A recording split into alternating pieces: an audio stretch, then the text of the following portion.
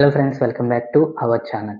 విశాఖపట్నానికి చెందిన techie P Radha Gayatri మరణం ప్రస్తుతం మిస్టరీ డెత్గా దర్యాప్తులో ఉంది.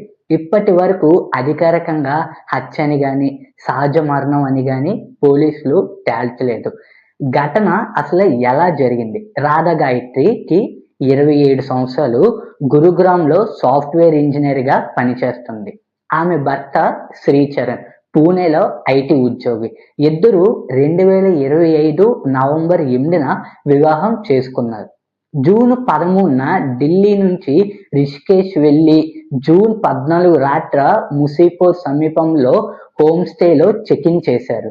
జూన్ 15 తెల్లవారుజామున 1:36 దంపతులు కలిసి తీసుకున్న సెల్ఫీలు గాయత్రి తండ్రికి పంపారు.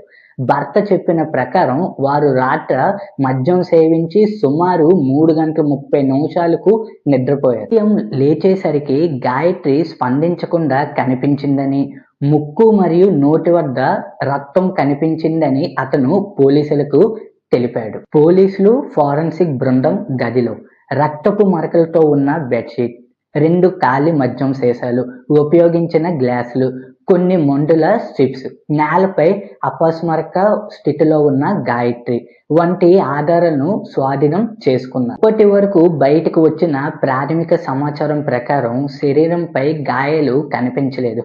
మరణానికి ఖచ్చితమైన కారణం తెలియదు. ఫోరెన్సిక్ టాక్సాలజీ నివేదికలు వచ్చిన తర్వాతే కారణం తెలుస్తుందని పోలీసులు చెప్పారు. ప్రస్తుతం అధికారికంగా హత్య కేసు నమోదు కాలేదు, కానీ సస్పీషియస్ డెత్ కోణంలో విచారణ కొనసాగుతుంది. గాయత్రి తండ్రి పి సుధాకర్ మొదట తనకు ఎలాంటి ప్రత్యక్ష అనుమానం లేదని చెప్పిన పూర్తి దర్యాప్తు జరపాలని అధికారులకు విజ్ఞప్తి చేశారు. 2026 జూన్ 21 నాటికి ఫోరెన్సిక్ నివేదికలు ఇంకా ఎదురు చూస్తున్నారు. మద్యం, మందులు లేదా ఇతర విష పదార్థాలను ప్రభావం ఉందా అనే దానిపై పరీక్షలు జరుగుతున్నాయి.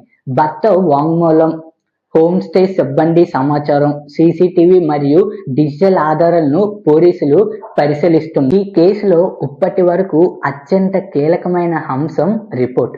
అది వచ్చిన తర్వాతే ఇది ప్రమాదవశాత్తు మరణమా, వైద్య కారణమా, విష ప్రయోగమా లేదా మరేనా నేరం జరిగిందా అనే దానిపై స్పష్టత వచ్చే అవకాశం ఉంది. ఇలాంటి మిస్టరీ వీడియోస్ కోసం మిస్టర్ రివ్యూస్ ఛానల్ని సబ్స్క్రైబ్ చేసుకోవడం మర్చిపోకండి.